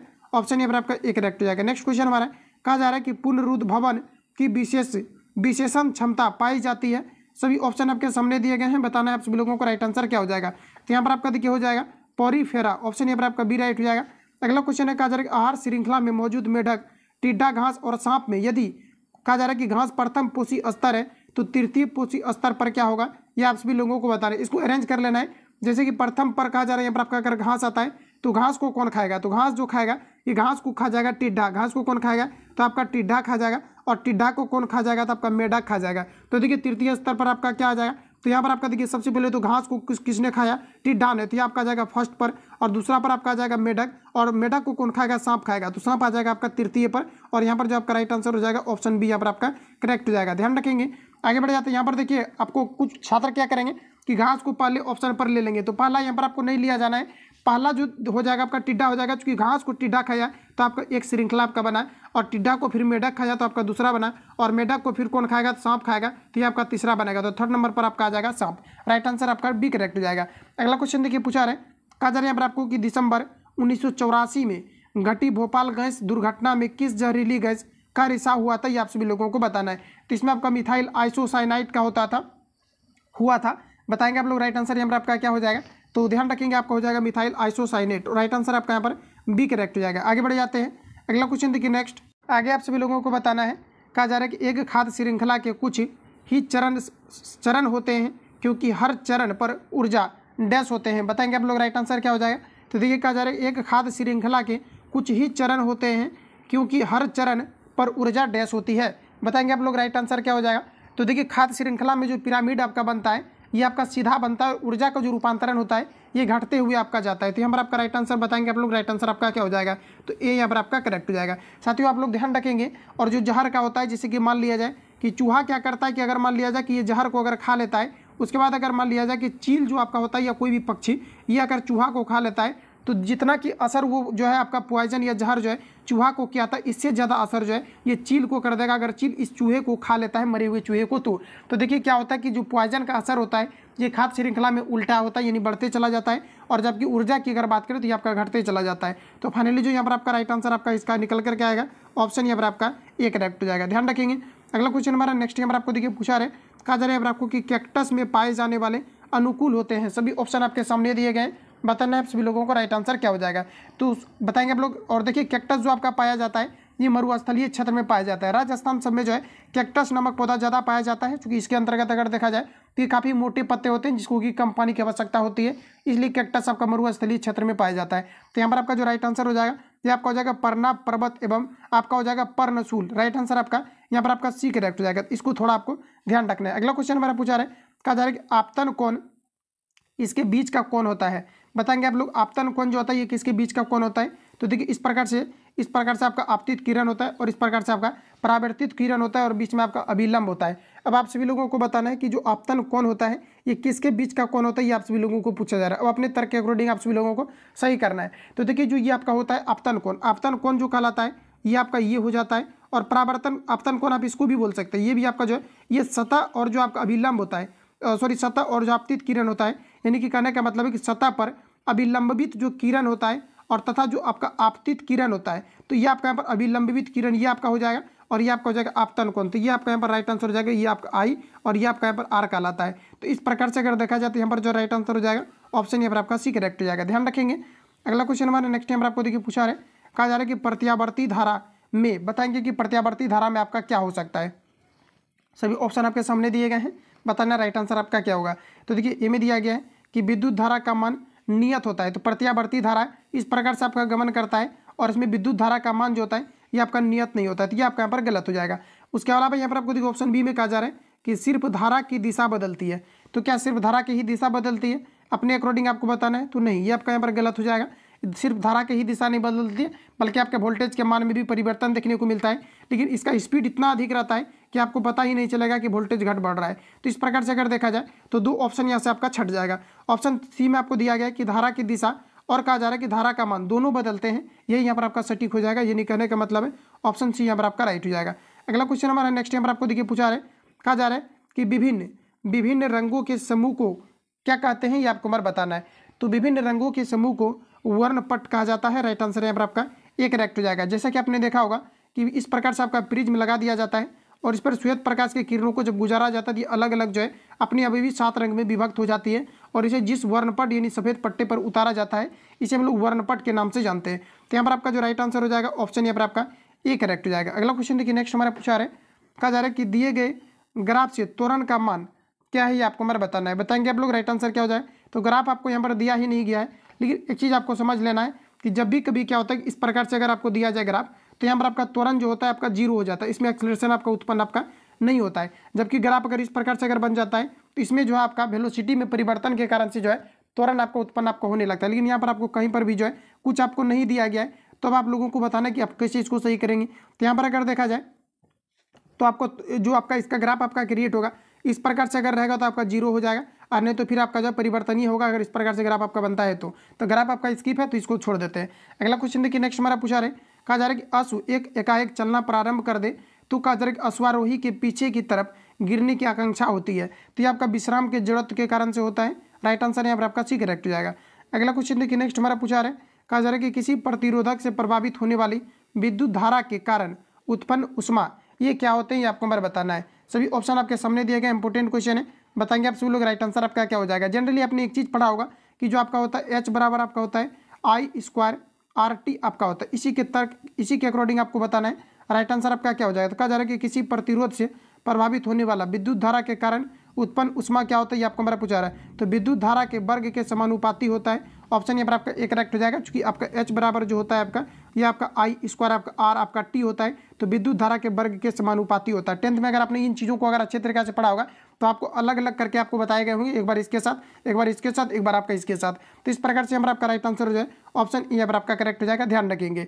आगे बढ़ जाते हैं, अगला क्वेश्चन हमारा नेक्स्ट नंबर आपको देखिए पूछा रहे, कहा जा रहा है कि प्रकाश की एक किरण एक माध्यम जिसका अपवर्तनांक म्यू से चलकर दूसरे माध्यम जिसका अपवर्तनांक μ2 है में प्रवेश करती है, तो कहा जा रहा है कि अगर आपतन कोण I तथा परावर्तन कोण R, तब कहा जा रहा है कि साइन I बटे साइन R का मान कितना होगा, ये आप सभी लोगों को बताना है। तो ये आपका यहाँ पर हो जाएगा म्यू, चूंकि म्यू बराबर ही आपका फॉर्मूला होता है साइन I बटे आपका जो है साइन आपका R होता है। इस प्रकार से राइट आंसर आपका यहाँ पर आपका बी करेक्ट हो जाएगा। अगला क्वेश्चन देखिए नेक्स्ट हमारा पूछा रहे, कहा जा रहा है μ2 आपका होगा, चूंकि μ1 के बारे में चर्चा आपको कर दिया गया है। अगला क्वेश्चन है कि दोनों द्रव्यमान के बीच गुरुत्वाकर्षण बल का मान कितना होता है, ये आप सभी लोगों को बताना है, बताएंगे आप लोग। राइट आंसर यहाँ पर आपका क्या हो जाएगा। तो देखिए हमारा आपका जो एग्जैक्ट आपका आंसर हो जाएगा ये आपका हो जाएगा G/2। राइट आंसर यहाँ पर आपका ए करेक्ट हो जाएगा। आगे बढ़ जाते हैं, अगला यहाँ पर आपको देखिए पूछा रहे, कहा जा रहा है कि कोई स्थिर बल किसी वस्तु पर 100 सेकेंड के लिए काम कर रहा है, जो वेग के मान 18 मीटर से कहा जा रहा है 18 किलोमीटर प्रति घंटा से 36 किलोमीटर प्रति घंटा कर देता है, तो बल का मान कितना होगा, ये आपको हमारा पूछा रहा है। तो देखिए जनरली आपने एक चीज़ को देखा होगा, इसका आपका हमारा डायरेक्टली आपका एक आपका फॉर्मूला होता है। फॉर्मूला आप सभी लोगों को थोड़ा ध्यान में रखना है। आपको बल के बारे में पूछा रहा है कि इसका यहाँ पर आपको बल क्या होगा, ये आपको हमारा पूछा रहा है। चाहो तो आप यहाँ पर ऐसे भी इसको सॉल्व कर सकते हैं। फॉर्मूला आपका ये होता है कि F बराबर जो आपका फॉर्मूला होता है ये आपका यहाँ पर MA आपका होता है। इसके अलावा F बराबर ही आपका फॉर्मूला होता है M, जैसे हम लोग यहाँ पर कॉन्स्टेंट कर ले तो A बराबर आपका होता है V - U बटे आपका यहाँ पर आपका T होता है। तो यहाँ पर आपको देखिए सिंपली क्या करना है, क्योंकि मास आपको यहाँ पर आपको दिया नहीं गया है, कहा जा रहा है कि कोई वस्तु 100 सेकेंड में, तो टाइम आपको दे दिया गया, तो इसको कांस्टेंट, क्योंकि मास जो आपका होता है कांस्टेंट आपका होता है, इसको यहाँ पर आप लोग स्किप कर सकते हैं। तो देखिए F बराबर आपका क्या हो जाएगा, तो यानी F बराबर जो हो जाएगा V - U बटे आपका क्या हो जाएगा, आपका T हो जाएगा। ठीक है, तो यहाँ पर देखिए आपका दिया क्या गया है कि 18 किलोमीटर प्रति घंटा से 36 किलोमीटर प्रति घंटा अगर आपका हो जाता है तब आपको बताना है। तो यहाँ पर आपका क्या हो जाएगा 36 और माइनस आपका क्या हो जाएगा 18 और बटे टाइम आपको दिया गया है यहाँ पर आपको कितना 100। लेकिन आप सभी लोगों को क्या करना है कि जो किलोमीटर प्रति घंटा दिया गया है 36 में से 18 घटाएंगे तो आपका 18 हो जाएगा, और किलोमीटर प्रति घंटा में चेंज करने के लिए आपको 5/18 से गुना करना है। यहाँ पर आपका इतना आपका कट करके आपका हो जाएगा। उसके बाद ये आप सभी लोगों को यहाँ पर आपको क्या करना है, आपको सॉल्व करना है। तो देख लेना इसका राइट आंसर आपका क्या होगा, पूर्ण में इसका आंसर आपका निकल करके आपका आ जाएगा। ठीक है, तो इसका जो आंसर आपका आएगा, चूंकि 5 बटे अगर आप लोग यहाँ पर लिखेंगे 100 तो लगभग अगर लगाएंगे तो लगभग आपका 2 पॉइंट अच्छे से आप लोग काट लेना, ये आपका आंसर ये वाला आपका या फिर आपका ये वाला आपका आ जाएगा। ठीक है, आगे बढ़ जाता है। अगला क्वेश्चन हमारा नेक्स्ट नंबर आपको देखिए पूछा है, कहा जा रहा है कि जब दो समांतर तारों को एक ही दिशा में विद्युत धारा प्रभावित हो तो आपको बताना है कि क्या होगा। क्वेश्चन को समझ लेना। कहा जा रहा है कि जब दो समांतर तारों से एक ही दिशा में विद्युत प्रभावित हो तो आपको बताना है कि यहाँ पर कौन सा निष्कर्षण आपका हो सकता है। तो यहाँ पर आपका हो जाएगा कि वे एक दूसरे को आकर्षित करेंगे। राइट आंसर यहाँ पर आपका ए करेक्ट हो जाएगा। अगला क्वेश्चन हमारा नेक्स्ट यहाँ पर आपको देखिए पूछा है, कहा जा रहा है कि यदि किसी द्विघात समीकरण के मूलों का योग एवं गुणनफल क्रमशः इतना दिया है तो आप सभी लोगों को बताना है इसके लिए यहाँ पर आपका राइट आंसर क्या हो जाएगा। तो देखिए यानी कहने का मतलब है कि इसका एक फॉर्मूला आपका होता है। ये फॉर्मूला क्या होता है, x² माइनस आपका अल्फा प्लस बीटा इंटू आपका x plus alpha into beta और बराबर यहाँ पर आपका हो जाएगा 0। अब देखिए आपका क्या हो जाएगा x², और देखिए हमारा आपको कहा जा रहा है कि मूलों का योग यानी अल्फा प्लस बीटा बराबर कितना दिया है 6, यहाँ पर 6 रखेंगे तो आपका कितना हो जाएगा, तो माइनस आपका 6x हो जाएगा और प्लस अल्फा इंटू बीटा कितना दिया हुआ है 3, तो सिंपली यहाँ पर आपको 3 रख देना है बराबर 0। तो देखिए x² माइनस 6x प्लस आपका 3 हो जाएगा, तो x² minus 6x plus 3 option A में दिया गया है। राइट आंसर ए आपका करेक्ट हो जाएगा। अगला क्वेश्चन है, इनमें से किस परिमेय संख्या को सतत दशमलव के रूप में व्यक्त किया जा सकता है, ये आपको हमारा पूछा है। भाग दे करके आप लोग चेक कर लेना इसको। राइट आंसर जो हो जाएगा आपका ए करेक्ट हो जाएगा। भाग देंगे, ये बराबर आपका रिपीट होने लगता है, पुनरावृत्ति आपका होने लगता है। अगला क्वेश्चन देखिए, नेक्स्ट हमारा पूछा है कहा जा रहा है एक्स बराबर क्या होगा, दोनों साइड सिंपली आपको स्क्वायर कर देना है। इसको आप लोग खुद से सॉल्व कर लेंगे, इजी क्वेश्चन आपका, जो भी आपका छोटा जटिल रहेगा उसको सॉल्व करेंगे। राइट आंसर यहाँ पर आपका सी करेक्ट हो जाएगा। अगला क्वेश्चन हमारा पूछा है कहा जा रहा है कि यदि एक वृत्त के त्रिज्यखंड की त्रिज्या r है और वह वृत्त के केंद्र पर x डिग्री का कोण बनाता है, तो कहा जा रहा है कि त्रिज्यखंड का क्षेत्रफल कितना होगा, ये आप सभी लोगों को बताना है। तो फ्रेंड्स देखिए, जब भी कभी त्रिज्यखंड का क्षेत्रफल पूछा जाता है तो इसका डायरेक्टली आपका फॉर्मूला आता है। फॉर्मूला ये होता है आपका कि आपका थीटा बटे आपका क्या हो जाता है 360 और ये आपका हो जाता है पाई आर स्क्वायर आपका, ये डायरेक्टली आपका फॉर्मूला ही होता है। लेकिन एंगल आपको दिया गया x डिग्री, तो x के थीटा के जगह पर सिंपली x रखेंगे। तो यहाँ पर आप लोगों को बताना है राइट आंसर आपका क्या हो जाएगा। तो यहाँ पर आपका करेक्ट आंसर हो जाएगा पाई आर स्क्वायर, ऑप्शन यहाँ पर आपका डी वाला करेक्ट हो जाएगा। अगला क्वेश्चन देखिए, नेक्स्ट हमारा पूछा है कहा जा रहा है कि दिया हुआ है 900 और यहाँ पर आपको दिया हुआ है 900, तो बताना है आप सभी लोगों को। कहा जा रहा है आर का वैल्यू कितना होगा, ये आपको हमारा पूछा रहा है। तो देखिए सिंपली क्या करना है कि दो संख्याओं का गुणनफल बराबर एलसीएम गुना आपका एचसीएफ होता है। तो यहाँ पर आपको दो संख्या आपको दिया गया, कितना दिया गया है, तो आपको दिया गया है 200 आपको 53 दिया गया है और गुना आपको 44 आपको दिया गया है, जिसमें कि एक संख्या आपको दिया गया है इसका यहाँ पर आपको कहा जा रहा है कि दो संख्या आपको दिया गया है, उसके बाद यहाँ पर आपको दिया गया 900 दिया गया है। तो कहा जा रहा है कि इसका वैल्यू कितना होगा, ये आपको हमारा पूछा रहा है। देखिए कहा जा रहा है कि 900 आपको दिया गया है, तो कहा जा रहा है आर का वैल्यू कितना होगा, ये आपको हमारा पूछा रहा है। तो देखिए 900 आपको कितना दिया गया 11 आपको दिया गया है और आपको 900 कितना दिया गया 200 आपको 53 दिया गया, इसी में आपका आर आपका गुना है। अभी दोनों को ला करके इधर आप लोग डिवाइड कर लेंगे, खुद से सॉल्व करेंगे। अगला क्वेश्चन देखिए, नेक्स्ट हमारा पूछा रहा है कहा जा रहा है एक वृत्त की जीवा के केंद्र पर 45 डिग्री का कोण बनाती है। यदि वृत्त की त्रिज्या की लंबाई यहाँ पर आपको दिया गया है 28 सेंटीमीटर हो, तो लघु खंड का क्षेत्रफल कितना होगा, ये आप सभी लोगों को बताना है। सभी ऑप्शन आपके सामने दिए गए हैं, बताना है आप सभी लोगों को राइट आंसर आपका क्या हो जाएगा। सभी ऑप्शन आपके सामने दिए गए, फटाफट आप सभी लोगों को अटेम्प्ट लेना है। तो देखिए यहाँ पर आपका जो करेक्ट आंसर हो जाएगा, इसको सबसे पहले आप सॉल्व करने का प्रयास करेंगे और बताना है आप सभी लोगों को राइट आंसर यहाँ पर आपका क्या होगा इसके लिए। तो साथियों ध्यान रखेंगे, इसको अगर आप लोग सॉल्व करेंगे तो आपको सिंपली क्या करना है कि जैसे कि एक आपको इस प्रकार से आपको जो है आपको वर्ग आपको सिंपली बना लेना है और यहाँ से आपको इस प्रकार से आपको मिलाना है। चूंकि त्रिज्यखंड रिलेटेड आपको चर्चा किया जा रहा है, इस प्रकार से आपका डेफिनेटली आपका बनेगा।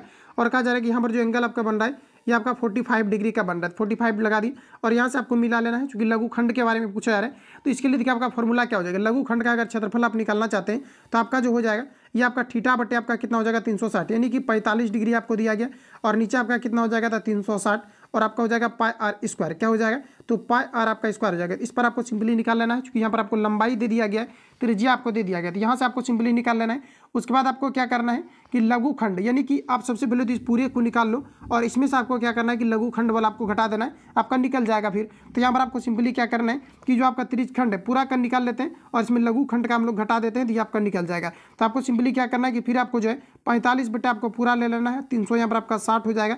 उसके बाद आपको क्या करना है, तो यहाँ पर आपका देखिए एक चीज़ यहाँ पर अगर देखा जाए तो आपको कहा जा रहा है कि लघु खंड के बारे में आपको बताना है, इसका यहाँ पर आपका वैल्यू आपका कितना होगा। देखिए आपको सिंपली यहाँ पर आपको करना ही है, इसको आप लोग सॉल्व करेंगे। देखिए आपको करना कैसे है, तो जैसा कि यहाँ पर आप लोग देख पाएंगे कि क्वेश्चन में कहा जा रहा है कि एक वृत्त की जीवा के केंद्र पर 45 डिग्री का कोण आंतरिक करते यदि वृत्त की त्रिज्या की लंबाई आपको दिया गया 28 सेंटीमीटर, तो लघु खंड का क्षेत्रफल कितना होगा, ये आपको हमारा पूछा जा रहा है। तो लघु खंड का आपको क्या करना है कि आपको क्षेत्रफल निकालना है। तो आपको सिंपली क्या करना है कि आपको जो होता है ये आपका थीटा बटे आपका 360 आपका 360 पाई आर आपका स्क्वायर होता है। तो इससे आपका सिर्फ आपका नहीं निकलेगा, क्योंकि आपका पूरा अगर देखा जाए तो इस प्रकार से आपको सिंपली करना ये है कि ये आपका यहाँ पर वृत्त हो गया, यहाँ से यहाँ पर आप खींचेंगे तो आपका 45 डिग्री का बनेगा और पूछा जा रहा है लघु खंड, ये वाला आपको भाग आपको पूछा जा रहा है। तो सबसे पहले आपको क्या करना पड़ेगा, पूरे का आपको निकालना पड़ेगा। और पूरा का आप लोग कैसे निकालेंगे, तो यहाँ पर आप देख पाएंगे कि जो त्रिज्या आपको दिया गया, त्रिज्या आप दोनों के लिए आप जो है सेम चीज़ का आप लोग यूज करेंगे, दोनों के लिए आपका जो त्रिज्या का प्रयोग होगा ये दोनों के लिए आपका सेम चीज़ का प्रयोग होगा। लेकिन बड़ा वाला से अगर आप छोटा वाला को घटाते हैं तो फिर आपका त्रिज्या जो है आपका ये 21 सेंटीमीटर का ही आपको यूज आपको करना पड़ रहा है। तो या तो आप लोग ऐसा करेंगे, देखिए आपको सिंपली क्या करना है कि सबसे पहले आप पूरा वृत्त का क्षेत्रफल निकाल लेंगे। यानी करने का मतलब है कि पाई आर स्क्वायर करके निकालेंगे तो पूरा वृत्त का निकल जाएगा और पूरा वृत्त में से आपका जो है थीटा बटे 360 पाई आर स्क्वायर करके निकालेंगे तो ये आपका पूरा का यहाँ तक का आपका निकल जाएगा। और पूरा वृत्त में से आप जो है इसको अगर घटा देंगे ये आपको यहीं तक का निकलेगा, क्योंकि एंगल आपको दिया गया और त्रिज्या का यूज करेंगे यहाँ तक का निकलेगा। उसके बाद जो आपका शेष जो बचेगा ये आपका बच जाएगा। यानी कि जनरली देखिए ज़्यादा आपका यहाँ पर हो गया। देखिए सिंपली आपको करना ही है कि आपको पाई आर स्क्वायर करके पूरा वृत्त का आपको क्षेत्रफल निकाल लेना है। तो जो भी आपका पूरा वृत्त का आपको क्षेत्रफल आपको निकलेगा उसमें से आपको क्या करना है कि थीटा बटे 360 और यहाँ पर आपका पाई आर स्क्वायर करके इसको जो भी इसका वैल्यू आएगा ये पूरा वृत्त में से आपको घटा देना है, इसका राइट आंसर आपका निकल करके आ जाएगा। अगला क्वेश्चन देखिए पूछा रहा है, कहा जा रहा है कि यदि एक त्रिभुज के शीर्ष कहा जा रहा है कि शीर्षाभिमुख कोण 130 डिग्री हो तो उसके आधार के समद्विभाजक के बीच का कोण कितना होगा, ये आप सभी लोगों को बताना है। बताएंगे आप लोग, राइट आंसर यहाँ पर आपका क्या हो जाएगा। तो इसको सिंपली आपको क्या करना है, आपको सॉल्व करना है। तो देखिए यहाँ पर आपको करना यह है कि कोई भी यहाँ पर आपको एक ट्रायंगल आपको दिया गया जिसका कि शीर्षाभिमुख कोण कितना दिया गया, 130 डिग्री दिया गया है। तो आपको यहाँ पर कहा जा रहा है कि इसके समद्विभाजक के बीच का कोण कितना होगा, ये आपको हमारा पूछा रहा है। जैसे कि मान लीजिए ये आपका यहाँ पर क्या हो गया, एक आपका ट्रायंगल हो गया और इसी में आपको कहा जा रहा है कि इसका शीर्षाभिमुख आपको कोण दिया गया। जैसे कि मान लीजिए इसको अगर हम लोग यहाँ पर बढ़ा दें तो ये आपका यहाँ पर देखिए एक दूसरे का क्या क्या हो जाएगा, आपका शीर्षाभिमुख हो जाएगा या एकांतर कोण आप बोल सकते हैं। शीर्षाभिमुख अगर देखा जाए तो शीर्षाभिमुख क्या होता है कि जैसे कि देखा जाए इस प्रकार से जो आपका बनता है ये आपका शीर्षाभिमुख आपका कहलाता है। लेकिन यहाँ पर आपको जो है शीर्षाभिमुख इसको भी आप लोग मान लेना। तो यहाँ पर आपका कितना हो जाएगा दिया, अगर आपका 130 आपका है तो ये अंदर वाला आपका कितना हो जाएगा, तो ये आपका यहाँ पर हो जाएगा आपका 50 आपका हो जाएगा। उसके बाद अगर देखा जाए तो कहा जा रहा है कि समद्विभाजक है, कहा जा रहा है कि उसके आधार, तो उसके आधार के समद्विभाजक के बीच का कोण कितना होगा, ये आपको मेरा पूछा रहा था। ये नहीं देखा जाए तो इस प्रकार से अगर हम लोग यहाँ से खींच लेते हैं, आधार का ये आपका समद्विभाजक आपका बन गया, इसके बीच का कोण कितना होगा, ये आपका यहाँ पर हो जाएगा 90 डिग्री। यहाँ पर आपका कितना हो जाएगा 90 डिग्री, चूंकि लंब खींचे हुए हैं, और ये आपका हो गया 50, तो ये आपका कितना हो जाएगा 90। तो 90 50 जोड़ करके और यहाँ पर आपको क्या करना है कि 180 में से आपको माइनस कर लेना है, इसका भी आपका राइट आंसर आपका निकल करके आ जाएगा। तो इसको आप लोग देख लेंगे। अगला क्वेश्चन देखिए पूछा रहे, कहा जा रहा है कि गुणनफल आपको इतना इतना का इकाई का मान कितना होगा, ये आपको हमारा पूछा रहा है। तो सिंपली 81 दिया गया। उसके बाद आप सभी लोगों को जो है लिख लेना आगे, और क्या करना है आपको इकाई अंक को गुना कर लेना है। जैसे कि मान लिया जाए कि आपको 56 गुना आपको 50 आपको दिया जाए, या फिर मान लिया जाए 51 आपको दिया जाए, तो इकाई अंक को ही गुना करना है। 1 गुना 0 करेंगे तो 0, 0 गुना 6 करेंगे 0। इस प्रकार से आप सभी लोगों को करते चलना है। एक और एग्जाम्पल ले लेते हैं, जैसे कि आपका 26 दिया गया है, या फिर मान लेते हैं कि आपका 25 दिया गया है, और मान लिया जाए कि यहाँ पर आपका जो है मान लिया जाए कि आपको 22 दिया गया है। तो देखिए 5 गुना कितना हो जाएगा 10, 10 में आपका इकाई अंक क्या हो गया 0। अब 0 को दूसरे से गुना करेंगे, 0 को गुना करके 6 से, तो आपका इकाई अंक क्या हो जाएगा 0। तो लास्ट वाला ही इकाई अंक से आपको गुना करते चलना है। ये आपका ट्रिक आपका है। तो बताएंगे आप सभी लोग यहाँ पर आपका राइट आंसर आपका निकल करके क्या हो जाएगा। तो यहाँ पर आपका आ जाएगा 0। आप सभी लोगों को सॉल्व कर लेना है। अगला क्वेश्चन देखिए, नेक्स्ट हमारा पूछा रहा है, कहा जा रहा है कि यदि अल्फा और बीटा द्विघात समीकरण 3x² + 8x + 2 के बराबर 0 के मूल हो, तो बताना है आप सभी लोगों को इसका वैल्यू आपका क्या हो जाएगा। तो यहाँ पर देखिए आपको कहना क्या चाह रहा है, कहा जा रहा है कि अल्फा और बीटा यहाँ पर आपको दिया गया कि इसका यहाँ पर आपको अगर मूल हो तो कहा जा रहा है कि इसका वैल्यू कितना होगा, ये आपको हमारा पूछा रहा है। सिंपली करना ये है, अल्फा इंटू बीटा इसका एलसीएम हो जाएगा, और ऊपर आपका अल्फा प्लस आपका बीटा हो जाएगा।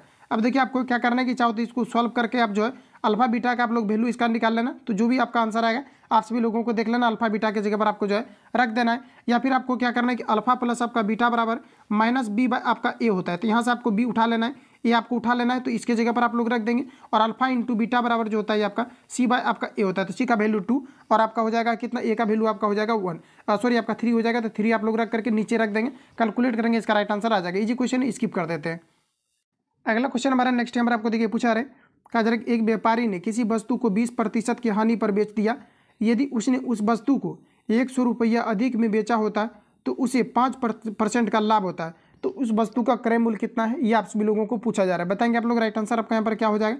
सबसे पहले अगर देखा जाए तो प्रश्न में आपको क्या कहा जा रहा है, प्रश्न में आपको कहा जा रहा है कि यदि वह उस वस्तु को अगर 100 रुपया में अगर बेच देता, 100 रुपया अधिक में बेच देता, तो कितना का उसको लाभ हो जाता है। तो कहा जा रहा है कि 5% का जो है लाभ हो जाता है। लेकिन यहाँ पर अगर देखा जाए तो जब भी कभी अपोजिट डायरेक्शन में, जैसे कि मान लेते हैं हम लोग कि क्रय मूल्य आपका कितना 100, चूंकि जब भी कभी इस प्रकार से कंडीशन क्रिएट होता है और क्रय मूल्य ही पूछा जा रहा है, जो पूछेगा उसको मान लेते हैं, और परसेंटेज से रिलेटेड चर्चा होता है तो हम लोग 100 मानते हैं। अब देखिए कहा जा रहा है कि 20% की हानि और एक जगह दिया है 5% का लाभ। तो जब भी कभी अपोजिट डायरेक्शन में अगर काम हो जाता है आपका प्रॉफिट एंड लॉस में, तो रेशियो मेथड क्या कहता है कि दोनों को जोड़ दो। तो दोनों को जोड़ देते हैं, तो मान लेते हैं कि क्रय मूल्य आपका कितना है 100, आपका मान लिया जाए कि क्रय मूल्य आपका 100 है, और नीचे अगर देखा जाए तो आपको कितना दिया गया यहाँ पर आपका 20 और 5 आपका कितना हो जाएगा टोटल आपका 25। लाभ या हानि जो होगा ये आपका 100 पर ही होगा, इसलिए नीचे हम लोग क्या रखेंगे तो 25, और क्रय मूल्य पूछा जा रहा है तो 100 से गुना कर देंगे। 25 से काटेंगे 4 बार में, 4 को इससे गुना करेंगे तो 400 आपका हो जाएगा। राइट आंसर यहाँ पर आपका बी करेक्ट हो जाएगा। अगला क्वेश्चन हमारा नेक्स्ट यहाँ पर आपको देखिए पूछा जा रहा है, कहा जा रहा है कि नाभिकीय रिएक्टर में कौन सी ऊर्जा होती है, ये आप सभी लोगों को पूछा जा रहा है। तो नाभिकीय रिएक्टर में कौन सी ऊर्जा होती है, तो याद रखेंगे नाभिकीय रिएक्टर में जो ऊर्जा होती है इसमें आपका नाभिकीय ऊर्जा होता है। तो राइट आंसर यहाँ पर आपका ए करेक्ट हो जाएगा। आगे बढ़ जाता है, अगला क्वेश्चन हमारा देखिए पूछा रहे, कहा जा रहा है कि बायोगैस का अवयव होता है, बायोगैस में क्या क्या मुख्य रूप से पाए जाते हैं, ये आप सभी लोगों को बताना है। तो देखिए बायोगैस में जो पाया जाता है इसमें आपका मुख्य रूप से आपका जो है मीथेन और आपका जो हाइड्रोजन और कार्बन डाइऑक्साइड पाया जाता है। ऑप्शन यहाँ पर आपका करेक्ट हो जाएगा। तो इसको थोड़ा ध्यान रखना है आप सभी लोगों को। ये आपका हो जाएगा CH4 और H2 आपका हो जाएगा, और कार्बन डाइऑक्साइड हो जाएगा, जो कि आपका बायोगैस का मुख्य आपका अवयव होता है। राइट आंसर आपका ये करेक्ट हो जाएगा। अगला क्वेश्चन देखिए पूछा रहे, कहा जा रहा है कि न्यूक्लियॉन का मान कितना होता है। तो न्यूक्लियन का मान होता है, बताएंगे राइट आंसर आपका क्या हो जाएगा। तो न्यूक्लियन का मान जो होता है न्यूट्रॉन तथा प्रोटॉन की संख्या के बराबर, राइट आंसर आपका डी करेक्ट हो जाएगा। अगला क्वेश्चन कहा जा रहा है कि निम्नलिखित में अभिक्रिया में क्या हो रहा है, ये आपको हमारा पूछा रहा है। देखिए H2S दिया गया, Cl2 दिया गया और HCl आपका बन गया और S आपका जो है अलग आपका विस्थापित हो गया। तो इसको आप किस प्रकार का इक्वेशन बोलेंगे, ये आपको हमारा बताना है। तो इसको हम लोग बोलेंगे H2S का अपचयन जो है सल्फर में हो रहा है, राइट आंसर यहाँ पर आपका डी करेक्ट हो जाएगा। अगला क्वेश्चन है नाइट्रोजन गैस के अणु निम्नलिखित से संबंधित है। नाइट्रोजन गैस का जो अणु है ये किससे संबंधित है, ये आपको हमारा पूछा जा रहा है। ये आपका हमारा राइट आंसर हो जाएगा त्रिसंयोजी के द्वारा जो है नाइट्रोजन अणु आपके संबंधित है, राइट आंसर आपका डी करेक्ट हो जाएगा। कभी कहीं आपको NH3 भी आपको लिखा हुआ रहता है और कहीं N2 भी आपको लिखा रहता है, कहीं पर आपका N भी रहता है। तो ये आपका जो है त्रिसंयोजिक आपका जो है यौगिक का उदाहरण हो जाएगा, राइट आंसर यहाँ पर आपका डी करेक्ट हो जाएगा। अगला क्वेश्चन हमारा कहा जा रहा है कि इस अभिक्रिया में बताने आप सभी लोगों को क्या हो रहा है। तो 2Al प्लस 6 आपका H प्लस, उसके बाद यहाँ पर आपको दिया गया है एरो, उसके बाद कहा जा रहा है कि 2Al प्लस 3 प्लस, उसके बाद दिया गया है कि 3H2 किसका ऑक्सीकरण हो रहा है, ये आप सभी लोगों को बताना है किस में ऑक्सीकरण हो रहा है, ये आपको मेरे पूछा रहा है। बताएंगे राइट आंसर आपका क्या हो जाएगा। तो यहाँ पर आपका हो जाएगा एल्यूमिनियम, ऑप्शन यहाँ पर आपका ये करेक्ट हो जाएगा। ध्यान रखेंगे क्योंकि एल्यूमिनियम में अगर देखा जाए तो यहाँ पर देख पाएंगे ऑक्सीजन यहाँ पर जो है यहाँ पर क्या है, तो आपका जो है आयन यहाँ पर आपका क्या होता है, आपका बढ़ जा रहा है। यानी कहने का मतलब है कि इसमें ऑक्सीडेशन हो रहा है, ऑक्सीजन आपका जुटने का काम होता है, तभी आपके आयन में आपके वृद्धि होते हैं, राइट आंसर यहाँ पर आपका ये करेक्ट हो जाएगा। अगला क्वेश्चन देखिए नेक्स्ट हमारा पूछा रहा है, कहा जा रहा है कि ब्यूटेन तथा आइसोब्यूटेन है। तो ब्यूटेन तथा आइसोब्यूटेन क्या है, आपको हो जाएगा समाई, राइट आंसर आपका बी हो जाएगा। अगला क्वेश्चन 1 बिलियन जिसका pH मान 3 हो तो कहा जा रहा है उस बिलियन में OH की सांद्रता कितनी होगी, ये आपको हमारा पूछा रहा है। इसको निकालना पड़ जाएगा, डायरेक्ट आप लोग इसका आंसर याद रखेंगे। यहाँ पर आपका जो राइट आंसर हो जाएगा ऑप्शन यहाँ पर आपका कहा जा रहा है 1 बिलियन का pH मान आपको 3 दिया गया है, तो उस बिलियन में OH की सांद्रता कितनी होगी, ये आप सभी लोगों को बताना है। आपका 10 टू दी पावर माइनस आपका 11 होगा। अगला क्वेश्चन एक इलेक्ट्रॉन भार, कहा जा रहा है कि एक इलेक्ट्रॉन का भार एवं आवेश कितना होता है, ये आपको हमारा पूछा जा रहा है। इसको डायरेक्टली आप लोग याद रखेंगे, ये मोस्ट VVI क्वेश्चन आपका है जो कि आपका रिपीट आपका हूबहू आपका हो गया है कितना बार। तो यहाँ पर आप लोगों को बताना है राइट आंसर क्या हो जाएगा। तो एक इलेक्ट्रॉन का भार एवं आवेश कितना होता है, ये आपको हमारा पूछा जा रहा है। तो यहाँ पर आपका हो जाएगा कि 1 आपका जो है 1838वां प्रोटॉन भार तथा ऋण आवेश, राइट आंसर आपका सी करेक्ट हो जाएगा। अगला क्वेश्चन देखिए नेक्स्ट हमारा पूछा रहा है, कहा जा रहा है कि ग्रेफाइट का पेंसिल में प्रयोग किया जाता है। तो ग्रेफाइट पेंसिल में क्या प्रयोग किया जाता है, ये आप सभी लोगों को बताना है। सभी ऑप्शन आपके सामने दिए गए। इसमें जो ग्रेफाइट का पेंसिल में प्रयोग किया जाता है, क्योंकि बताना आप सभी लोगों का राइट आंसर क्या हो जाएगा। ग्रेफाइट का पेंसिल में प्रयोग किया जाता है, क्यों, तो यह क्या होता है कि काफ़ी ज़्यादा मुलायम होता है, तो ये नहीं कारण से इसका मुख्य रूप से प्रयोग किया जाता है। ऑप्शन देख लेते हैं, कहा जा रहा है कि यह कागज पर चिन्ह अंकित कर सकता है, तो यही यहाँ पर आपका राइट आंसर हो जाएगा। ऑप्शन यहाँ पर आपका वाला जो है ये वाला यहाँ पर आपका करेक्ट हो जाएगा। और ये कार्बन का अपरूप होता है, तो यहाँ पर अगर देखा जाए तो यह कार्बन का अपरूप होता है, तो इसी कारण से इसका प्रयोग किया जाता है। ये कोई सटीक रीजन नहीं है, तो यहाँ पर आपका राइट आंसर जो है ऑप्शन ए करेक्ट हो जाएगा, क्योंकि ये कागज पर चिन्हित कर सकता है। हालांकि होता ही आपका कार्बन का अपरूप, क्योंकि कार्बन का 2 अपरूप होता है, एक आपका हीरा होता है और दूसरा आपका ग्रेफाइट होता है। तो याद रखेंगे राइट आंसर यहाँ पर आपका ए करेक्ट हो जाएगा। तो जितनी भी क्वेश्चन आपको इस शीट में आपको दिया गया था कंप्लीटली मैंने आपको रिवील आपको करा दिया है। और प्रीवियस शीट जो भी आपका रिसेंटली आपका एग्जाम आपका कंडक्ट हुआ था, इसको कवर करना काफ़ी जरूरी था, क्योंकि 10th के बेसिस पर आपका एग्जाम आपका कंडक्ट हुआ था और क्वेश्चन हुबहू काफ़ी ज़्यादा आपका रिपीट आपका हो रहा था, इसलिए इसको कवर किया गया। बाकी आपको सीट आपको मिलते रहेगा। मिलते हैं नेक्स्ट वीडियो में। जो लोग चैनल पर नए हैं चैनल को सब्सक्राइब करके बेल आइकन को प्रेस कर लेना, क्योंकि जब भी वीडियो अपलोड होता है आप नोटिफिकेशन पहुंचते रहे। मिलते हैं नेक्स्ट वीडियो में, तब तक के लिए जय हिंद, बेस्ट ऑफ लक।